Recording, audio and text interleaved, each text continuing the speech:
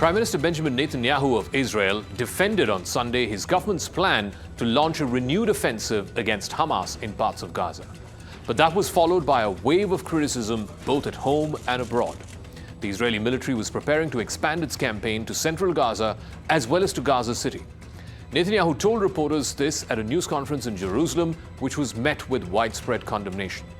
Hundreds of thousands of Palestinians have sought shelter in these specific areas, hoping that they would be safer in these areas. The war can end tomorrow if Gaza, or rather if Hamas, lays down its arms and releases all the remaining hostages. Gaza will be demilitarized. Israel will have overriding security responsibility. A security zone will be established on Gaza's border with Israel to prevent future terrorist incursions. A civilian administration will be established in Gaza that will seek to live in peace with Israel. Netanyahu's proposal has drawn fierce criticism from the families of Israeli hostages who fear that their loved ones will be killed in this Israeli assault. The country's leaders have also overruled the objections of the Israeli military. In fact, the leadership of the military had raised concerns over the exhaustion amongst its soldiers.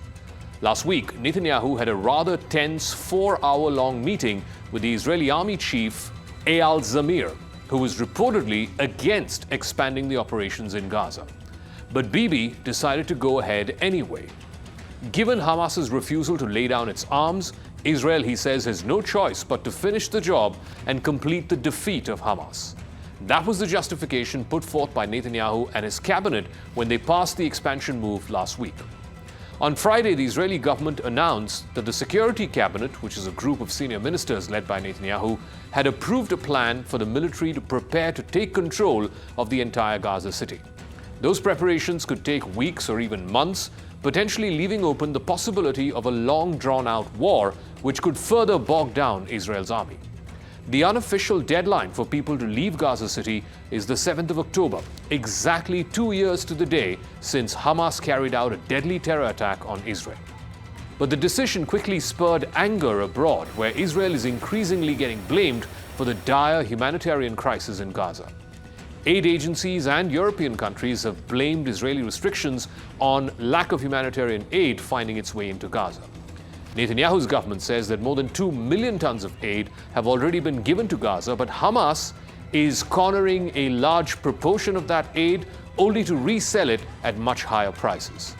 The United Nations Security Council met in an extraordinary meeting on Sunday in New York. It was a rare weekend gathering called for by Britain, Denmark, Greece, and France in response to the Israeli announcement of expansion of military operations in Gaza.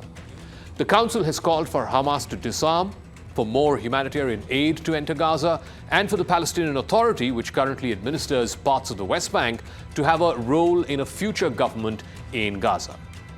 Expanding military operations will do nothing to bring an end to this conflict. It will not secure the release of the hostages. It will only deepen the suffering of Palestinian civilians in Gaza. This is not a path to resolution. It is a path to more bloodshed.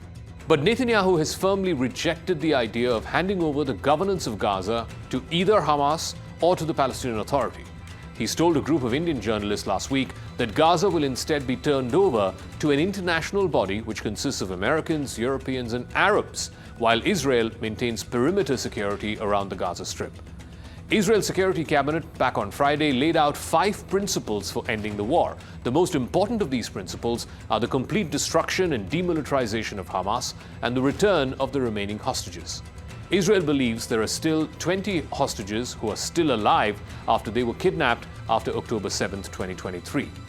Over the last few weeks, many Western countries have announced plans to recognize an independent Palestinian state and thereby making the two-state solution the de facto result which will end this war and the larger Middle Eastern crisis. While France has already recognized an independent Palestinian state, Britain, Canada, and Australia have said that they will do so very soon, as early as September. Germany has stopped sending military exports to Israel.